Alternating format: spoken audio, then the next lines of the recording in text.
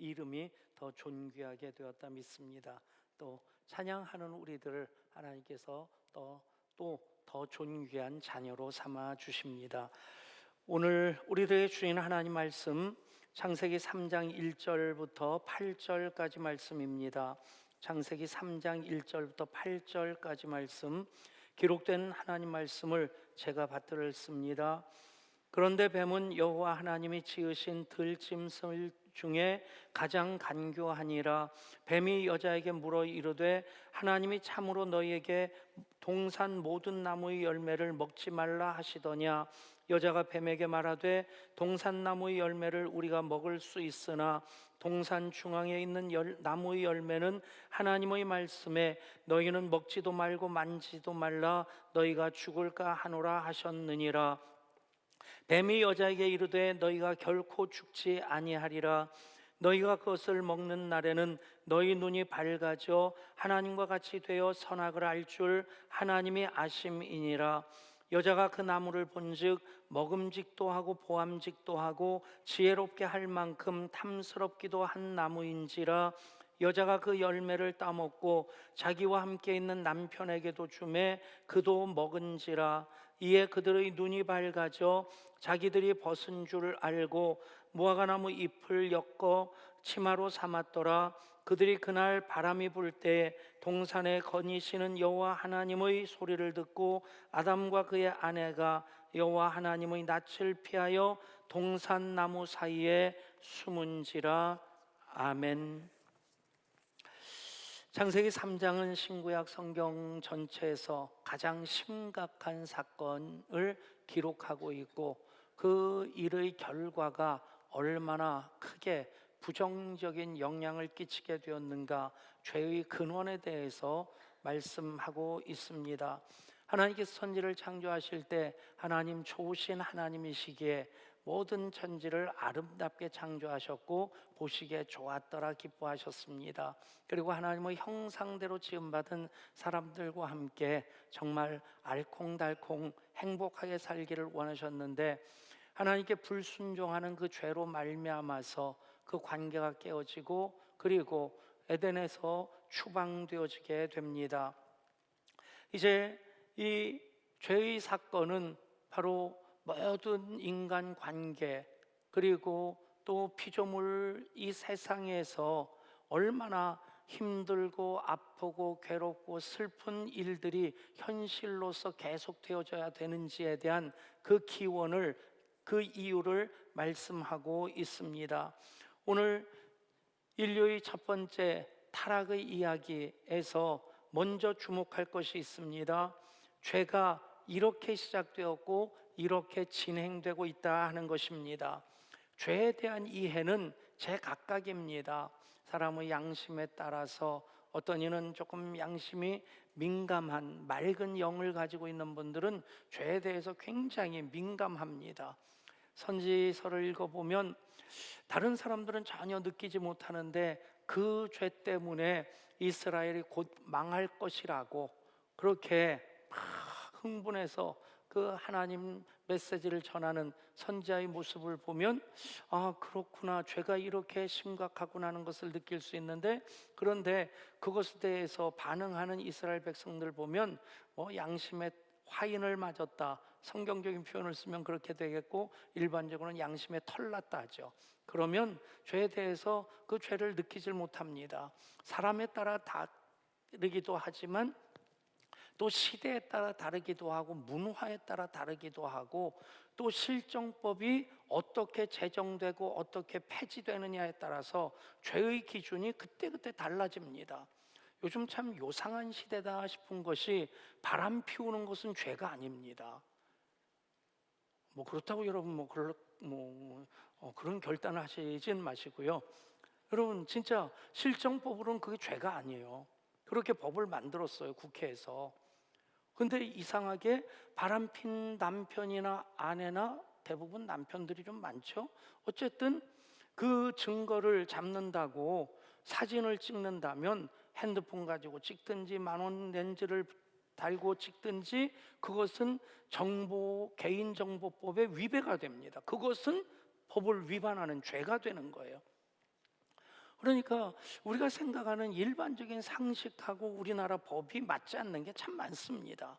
그런 법을 만든 국회의원들 제대로 그 법을 제정하는 그 국민이 위임한 권한을 제대로 사용하고 있는지에 대해서 참 질문을 하게 됩니다. 근데 이 모든 죄의 근원에 대해서 성경이 말씀하고 있습니다. 그 죄는 하나님께 불순종함으로부터 시작되어지고, 그 모든 죄는 하나님의 계획을 거스리거나 거부하는 것, 그것이 곧 죄라고 하는 겁니다. 그러니까 인간사에 많은 죄들이 있습니다.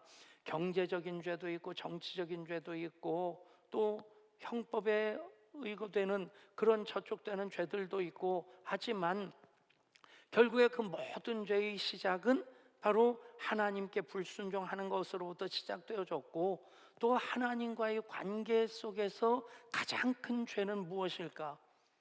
가끔 그 말씀 드립니다만, 자녀가 부모에 대해서 효도하지 않는 것, 불효하지 않는 것. 1번 아버지께 대든다. 2번 용돈을 드리지 않는다. 3번 아버지를 아버지라 부르지 않는다. 여러분, 이 중에 제일 큰 불효가 뭐겠어요? 대드는 것도 용돈 안 드리는 것도 나쁜 일이지만, 그런데 아버지를 아버지라 부르지 않는 것, 그게 제일 큰 죄입니다. 제일 큰 불효입니다.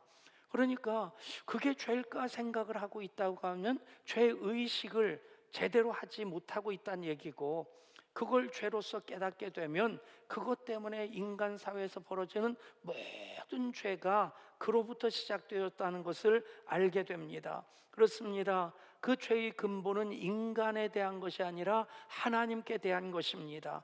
당연히 하나님께 죄를 짓게 되면 그 죄가 사람들에게도 영향을 미치게 됩니다. 또 사람들에게 지은 죄는 하나님의 의도와 질서를 깨트리는 것이기 때문에 당연히 이것이 하나님을 향한 죄가 되는 것입니다. 그 죄의 기원이 사탄으로부터 말미암고, 사탄이 시험하는 것에 의해서 아담과 하와가 넘어가게 될 때 그 불순종으로 말미암아 죄가 사람들 사이에 임하게 됩니다. 뱀이 사탄이냐 라고 얘기하는 것은 조금 조심스럽습니다만, 사탄이 뱀의 형상으로 나옵니다. 그래서 뱀의 모습을 보면 별로 호감이 가지 않습니다. 그냥 혀를 날름거리는 것도 그렇고, 아무튼 별로 이렇게 이뻐 보이질 않습니다. 요즘 뭐 애완견이라고 하는 표현도 안 쓰죠. 반려견, 반려묘. 근데 저는 개인적으로 반려라는 말은 부부 사이에나 붙여야 될 말이지, 그것을 이제 개나 고양이한테 붙일 건 아니라는 생각이 들어요. 뭐 가족처럼 지내는 분들에게는 조금 죄송한 마음이 듭니다만은, 그래도 어떤 때는 길 가다가 어떤 아주머니가 우리 아이 어디 있어요? 우리 아이 어디 있어요? 그래서 막 놀래가지고 아이가 어떻게 됐는데 그랬더니 우리 강아지가 어디로 갔는지 안 보여요. 여러분, 뭐 반려견 묘만 있는 것이 아니라 뭐 별 희한한 동물들 다 이렇게 반려동물로 키우는 사람들이 있더라고요. 근데 반려뱀은 없는 것 같아요. 생긴 게 좀 그렇습니다. 어쨌든 사탄이 뱀의 모습으로 시험을 하는데, 사탄이라는 이름의 뜻이 시험하는 자라는 뜻입니다. 시험을 어떻게 합니까? 여러분, 노골적으로 하나님에 대해서 반역해라, 불순종해라 하는 말부터 시작했다면 누가 거기에 넘어가겠어요? 제가 초등학교 다닐 때 방공 포스터가 많이 붙어 있었습니다. 그 방공 포스터를 실제적으로 미술 시간에 그려서 그것을 제출하기도 하고 했는데, 대부분 공산주의자들 간첩을 그리면 어떻게 그립니까? 뿔나고 송곳니가 탁 서 있고 거기가 또 피가 묻어 있고. 여러분, 간첩이 그런 모습으로 나오면 암만 공작금 준다, 또 미인계로 유혹한다, 그래도 넘어갈 사람이 없을 겁니다. 그러니까 시험하는 자는 미혹하는데, 사탄이 시험하는 게 무엇으로부터 시작됩니까? 마음을 흔드는 것부터 시작합니다. 어떤 질문을 합니까? 하나님이 참으로 너에게 동산 모든 나무 열매를 먹지 말라 하시더냐. 동산 모든 나무 열매를 다 먹지 말라 하더냐. 여러분, 에덴 동산이 동네 뒷산이 아닙니다. 에덴 동산에서 네 개의 큰 강이 발원되어지는데 거기서 나오는 것이 비손과 또 그 다음에 기혼과 유브라데와 그리고 히데겔입니다. 유브라데스 강 아시죠? 이란 이라크 지역에 있는 거. 그리고 히데겔이 티그리스 강입니다. 우리나라 한강만한 강이 아닙니다. 우리 한강이나 낙동강은 길이가 한 600km 정도 되는데 이 티그리스 강, 유브라데스 강 같은 경우는 2000km가 훨씬 넘습니다. 그러니까 굉장히 큰 강이에요. 그리고 여기 나오는 기혼강이 오늘의 나일강입니다. 그리고 근원을 정확하게 알지 못하는데 또 하나가 이제 비손이라는 강이 있는데 어쨌든 큰 강 4개가 에덴 동산에서 발원을 합니다. 북한산도 작은 산이 아닌데 소요산도 작은 산이 아닌데 거기서 강이 발원하질 않아요. 저쪽 강원도 태백에 가면 황지라는 연못이 있고 거기서 낙동강이 발원되고요. 산속으로 조금 더 올라가면 검룡소라고 해서 하루에 몇 톤씩 물이 솟는 그 샘이 있습니다. 신기하더라고요. 그 산구석에 연못인데 물이 그냥 웅덩이인데 물이 쿨쿨쿨쿨 솟아납니다. 거기서부터 이제 한강이 발원이 되어집니다. 그러니까 그 낙동강도 한강도 거기서 발원되어져서 이쪽으로 흐르고 이쪽으로 흐르는데 그게 남한 거의 대부분을 차지합니다. 그렇다고 한다면 이 600km 남짓되는 이 두 개의 강이 남한 전체를 에워싸고 있다고 한다면 히데겔 강, 뭐 기송강, 티그리스 그러니까 유브라데스 강 그런 세계적인 2000km가 넘는 강이 에덴 동산에서 4개가 발원됐다고 한다면 에덴 동산이 동네 뒷산 아니란 얘기예요. 굉장히 넓은 지역일 게고 그리고 거기에는 모든 나무를 다 먹으라고 하신 거예요. 마음대로 먹어라, 즐겨라. 그런데 이것만은 안 된다라고 하신 것이 선악을 알게 하는 열매입니다. 사람들이 에덴 동산을 동네 뒷산으로 이해를 해가지고 하나님 참 쫀쫀하시다, 째째하시다, 뭐 주려면 그거까지 주시지 뭐 그거 하나 안 주셔가지고 사람으로 시험 들게 하느냐. 아주 사람들 상상력도 기발해요. 근데 그 모든 것을 다 주셨다. 예를 들어서 기온강에서 뗏목 한번 타고 그렇게 강줄기를 따라 내려왔다가 다시 끌고 올라가려고 하면 며칠이 걸릴지 몇 달이 걸릴지 모르는 그 광대한 지역입니다. 다 주셨어요. 모든 나무 열매, 실과를 다 먹게 하신 겁니다. 그런데 이것만은 안 된다. 그 선악을 알게 하는 열매의 의미가 무엇입니까? 아까워서 아닙니다. 이 모든 것의 주인이 나 여호와 하나님이다. 내가 이 모든 것을 너에게 줬고 이 선악을 알게 하는 열매를 통해서 너희는 이 모든 것의 주인이 나 여호와 하나님인 것을 기억해야 된다. 그것이 선악과의 의미입니다. 그렇게 본다면 주일 예배가 바로 선악과입니다. 모든 시간을 다 주셨어요. 마음대로 주신 은사를 통해서 살아가라. 그런데 이 모든 것이 내가 너에게 준 것이기 때문에 이것을 너희는 예배함으로써 기억하고 지켜라. 그것이 주일 예배의 의미입니다. 주일 예배를 지키지 않는다? 선악과를 따먹는 게 되는 겁니다.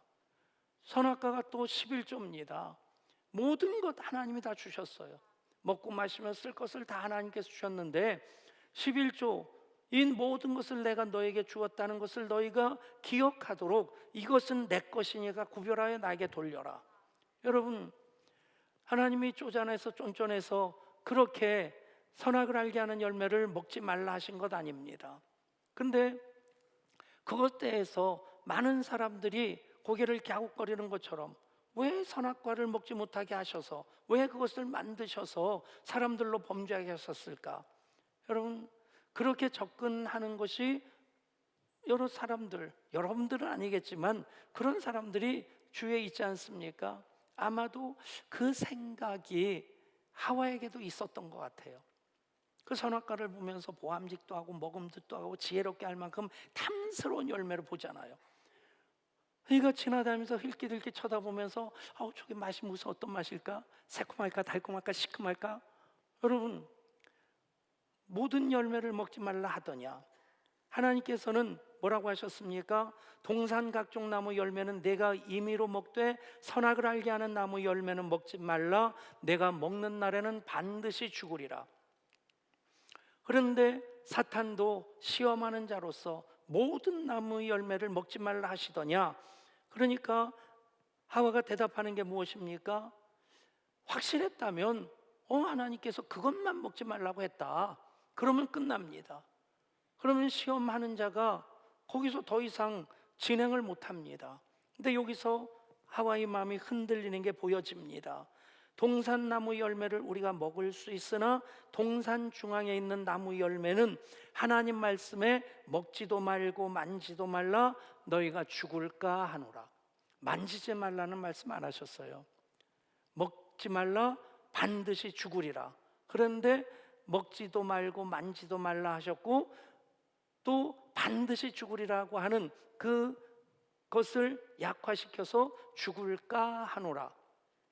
여러분, 말씀을 고지고대로 믿으면 영광을 봅니다. 내 말씀을 내 경험 가지고 내 지혜 가지고 자꾸 약화시키다 보면, 말씀에 대해 생각이 자꾸 들어가다 보면 말씀의 생명력이 약화되어집니다. 마음이 흔들리게 됩니다. 그러니까 여기서 사탄이 흔들어 놓으니까 하와도 흔들리고, 그래서 보면서 보암직도 하고 먹음직도 하고 지혜롭게 할 만큼 탐스럽게 보여질 때에, 그때 마귀가 말합니다. 너희가 결코 죽지 아니하리라. 너희가 그것을 먹는 날에는 너희 눈이 밝아져 하나님과 같이 되어 선악을 알 줄 하나님의 아심이니라. 하나님의 의도를 비틀어 놓는 겁니다. 하나님의 뜻을 거역하라고 부추기는 겁니다. 결국에 죄는 하나님께 불순종하는 것입니다. 하나님을 향한 마음을 다른 곳으로 돌리게 되면 그게 죄가 됩니다. 마귀의 계략이 적중했습니다. 그래서 그 열매를 따먹고 아담에게 주어 그도 먹게 했습니다. 아담에게 여보 내가 선악과 먹으니까 됐다 맛있어, 당신도 먹어봐, 그랬을까요? 아담이 그때는 일하지 않았을 테니까 밖에 나가서 실컷 놀다가 들어왔는데 대뜸 하와가 그렇게 물어봤을 것 같아요. 여보 나 사랑하지? 사랑하지. 그럴 수밖에 없잖아요. 둘밖에 없는데, 다른 여자도 없고 다른 남자도 없는데. 어쨌든 그럼 사랑하지. 정말 사랑해? 그럼 사랑하지. 그럼 당신 내가 뭐를 하자고 해도 할 거지? 그럼 할 거지. 이거 먹어. 된통 걸린 거죠. 외통수로 걸린 겁니다. 그러니까 꿀꺽 삼키지도 못하고 먹다가 이게 걸려가지고 이걸 아담스 애플이라고 부르는 거예요. 여러분, 어찌됐든 그래서 먹고 나니까 눈이 밝아져서 본 게 무엇입니까? 벌거벗은 것을 봅니다. 죄는 사람으로 부끄럽게 만듭니다. 수치스럽게 합니다. 하나님과의 관계가 깨어지게 되면 자꾸 부끄러워지고 수치스러워지고, 여러분, 그렇게 죄를 짓게 될 때 모든 죄는 관계를 깨트립니다. 죄를 짓게 되면 하나님과의 관계가 깨지고요, 부부 사이의 관계가 소원해지고요, 죄를 짓게 되면 사람들을 피하게 됩니다. 그렇게 죄를 지은 현실 속에서 하나님의 선택은 무엇입니까? 죄를 지었다고 해서 그들을 내버려 두시는 것이 아니고 하나님 그럼에도 불구하고의 은혜를 베풀어 주십니다. 그럼에도 불구하고의 은혜. 죄를 지은 것으로 끝났다면 사람들은 그냥 멸망하는 것으로, 죽는 것으로 끝나는 인생이 되어야만 합니다. 죄를 지어서 죽음에 대해서 두려워합니다. 그 인생이 그대로 고난이 됩니다. 여러분, 죄를 두려워할 수밖에 없는 그런 존재, 죽음의 두려움은 어떤 것이겠습니까? 나폴레옹이 유럽 전체를 지배하고 마지막으로 러시아까지 집어삼키려고 침략을 했는데 러시아가 군사력으로는 맞설 수가 없으니까 이제 겨울의 혹독한 추위를 이용해서 프랑스 군을, 나폴레옹 군대를 격파하려고 전선에서 싸우는 척하고 후퇴하고 싸우는 척하고 후퇴하고 모스크바까지 후퇴를 합니다. 파죽지세로 밀고 들어갔는데 그 사이에 그 시베리아의 혹독한 겨울이 찾아오고 겨울에 대해서 대비를 못한 프랑스 군대들이 막 추위에 굶어 죽고 얼어 죽고 그런 가운데 전열이 흩어져서 나폴레옹까지도 이제 혼자 외톨이가 된 겁니다. 그것을 코사크 기병이, 이 러시아 군대 중에서 코사크족의 그 기병이 정말 용맹하다고 합니다. 나폴레옹을 발견하고 나폴레옹을 잡으려고 쫓아오는 겁니다.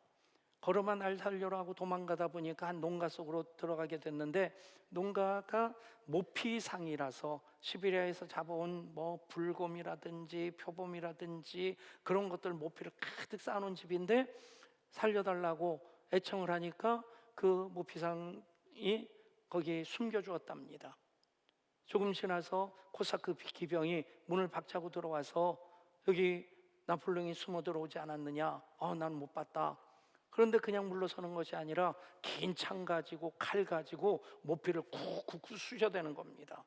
다행히 모피가 산더미 같이 쌓여 있었고 직접 나폴레옹을 찌르질 않아서 살아남았고, 이 코사크 기병들이 다른 곳으로 나폴레옹을 찾으러 가고 그 사이에 황제인 나폴레옹이 전열에서 이탈되어 있는 것을 알고 그 근위대가 나폴레옹을 찾으러 왔습니다. 구사일생으로 목숨을 건지고 이제 근위대의 호의를 받으면서 그곳을 떠나려고 하는데 모피상이 한마디 합니다. 폐하처럼, 황제 폐하처럼 높으신 분들도 죽음에 대해서 두려움이 있으십니까? 모피 안에서 갇혀 있을 때 어떤 느낌이 드셨습니까?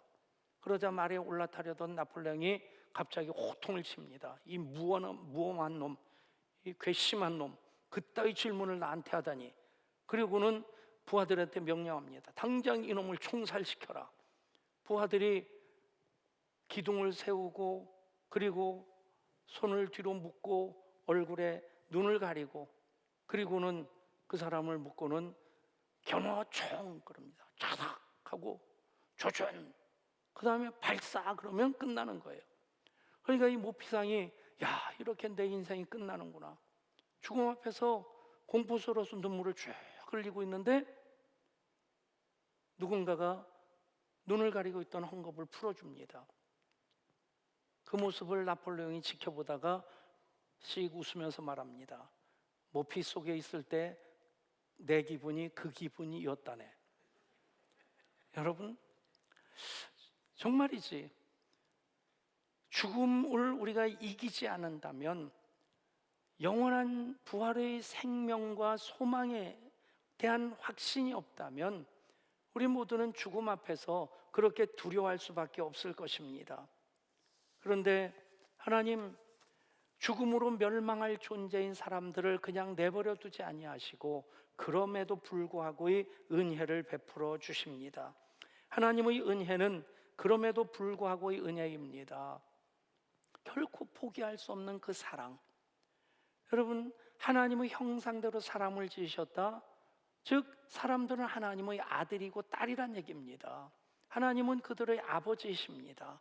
자식들을 키워본 분들은 자식에 대한 사랑은 논리도 이유도 없습니다. 무조건입니다. 저희 둘째 아들이 지금은 전도사를 하고 있는데 어렸을 때 조카 둘하고 현수라고 하는 여동생의 조카가 태어나고 3개월 후에 현준이라고 하는 전국 백목사 아들이 태어나고 또 3개월 후에 우리 아들 한준이가 태어났어요.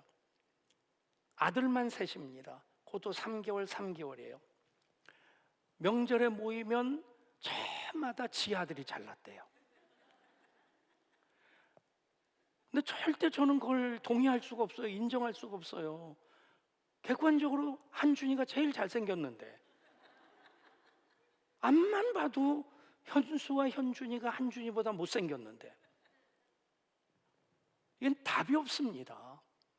한 번은 어머니하고 단둘이 있을 때 슬쩍 여쭤봤어요. 어머니, 솔직히 말씀해 보세요. 제가 성국이랑 은경이랑 얘기 안 할게요. 솔직히 말씀해 보세요. 그러니까 한준이가 제일 낫지 그러셨어요. 근데 그때는 그럼 그렇지 했는데 지나놓고 생각해 보니까 백 목사도 여동생도 어머니한테 물어봤을 것 같아요. 그때 대답이 무엇이겠어요? 한준이가 제일 잘생겼다고 절대 대답 안 하셨을 것 같아요. 현수가 제일 잘생겼다고, 현준이가 제일 잘생겼다고. 여러분, 이유가 없습니다. 논리가 없습니다. 무조건입니다. 따라하실까요? 나를 향한 하나님의 사랑은 무조건입니다. 여러분, 내가 부족하든 연약하든 지질이 못났든 상관없습니다. 하나님 무조건 사랑하십니다. 그래서 죄 지었고 죄의 대가로서 죽으면 그냥 끝나는 거예요. 그럼 네가 선택한 건 네가 책임져야지. 그러실 수 없는 분이 바로 하나님이시기에 하나님 그럼에도 불구하고 은혜를 베푸십니다. 그럼에도 불구하고 하나님의 은혜가 무엇입니까? 첫 번째로 찾아오시는 겁니다. 두 번째로 복음을 주십니다. 세 번째로 가죽 옷을 지어 입히십니다. 그리고 또 하나 에덴에서 쫓아내십니다. 심판하십니다. 여러분, 찾아오신 하나님, 죄 지은 인간을 포기하지 아니하시고 찾아오십니다. 생각해 보십시오. 아니, 이런 상상은 하기 싫겠지만 내 자식이 죄를 지었습니다. 그래서 재판받고 청송가무소에 가 있습니다. 많은 사람들은 손가락질하고 그런다 할지라도 부모 입장에서는 호적에서 파낼 수 없습니다. 그곳까지 찾아갑니다. 죄 지은 인간을 하나님이 찾아오십니다. 찾아오신 하나님, 임마누엘 하나님으로 직접 이 땅에 오시고요. 그래서 예수님은 하나님의 사랑의 실제가 되는 것이고, 그런 찾아오신 하나님의 사랑에 대해서 하나님의 세상을 이처럼 사랑하사 독생자를 주셨으니 이는 그를 믿는 자마다 멸망하지 않고 영생을 얻게 하려 하심이니라. 아멘. 찾아오신 하나님, 그럼에도 불구하고 은혜를 베풀어 주십니다. 또 하나님 복음을 주십니다. 복음이 그럼에도 불구하고 은혜입니다. 그 복음을 일컬어서 최초의 복음, 원시 복음이라고 하는데 창세기 3장 15절의 말씀입니다. 내가 너로 여자와 원수가 되게 하고 내 후손도 여자의 후손과 원수가 되게 하리니 여자의 후손은 내 머리를 상하게 할 것이요 너는 그의 발꿈치를 상하게 할 것이니라. 아멘. 바로 이 복음 안에 예수님이 담겨 있습니다. 이제 이 복음이 예수님 오시기까지 모든 인간의 역사 속에서 하나님께서 복음을 통해서 그들을 다시 회복시키시고자 하는 끊임없는 노력으로 이어지다가 복음이신 예수님 오셔서 십자가로서 그것을 완성하시게 됩니다. 여자의 후손으로 태어나신 예수님, 그 원수의 후손 마귀의 세력을 발로 밟아 머리를 깨트리십니다. 여러분, 이것이 이미 보장된 승리인 것을 믿으시기를 바랍니다.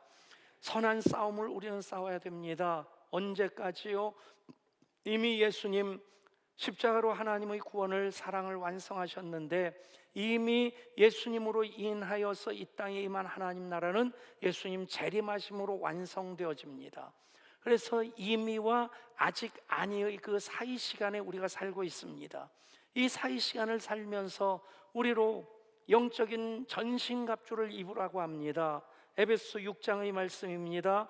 마귀의 간계를 능히 대적하기 위하여 하나님의 전신갑주를 입으라.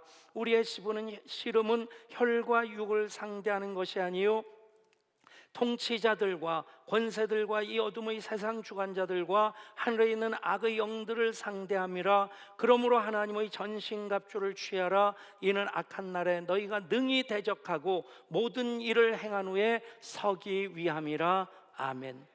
여러분, 우리는 이미 이긴 싸움을 싸웁니다.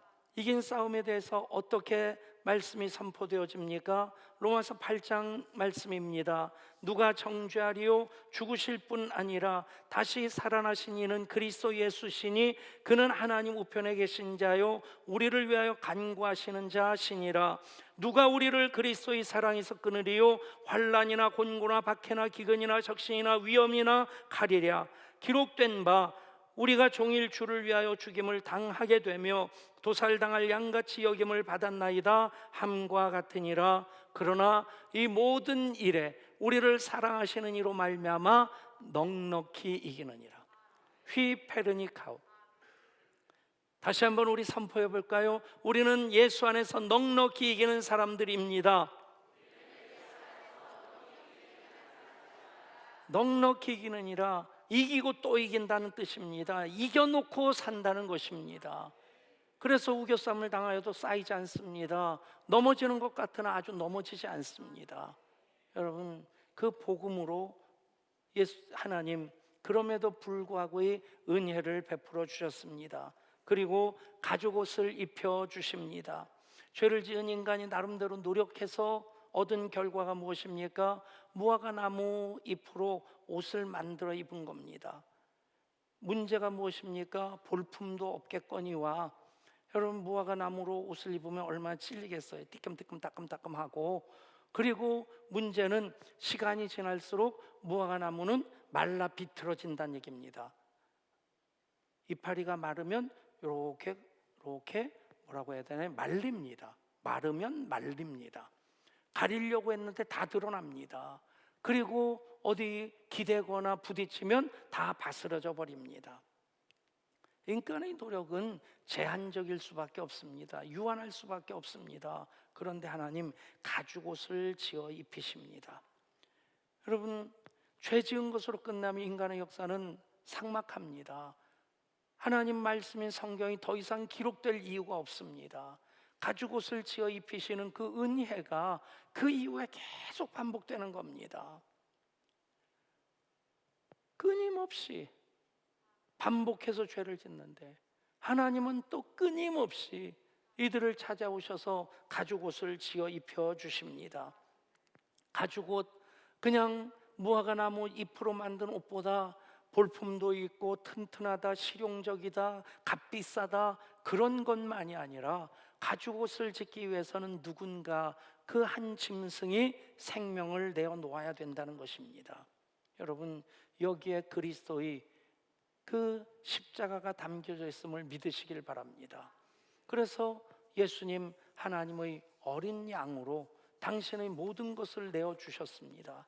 그것이 우리가 입어야 될 하나님의 은혜의 옷입니다. 사도 바울이 이렇게 말씀합니다. 오직 주 예수 그리스도로 옷 입고 정욕을 위하여 육신의 일을 도모하지 말라.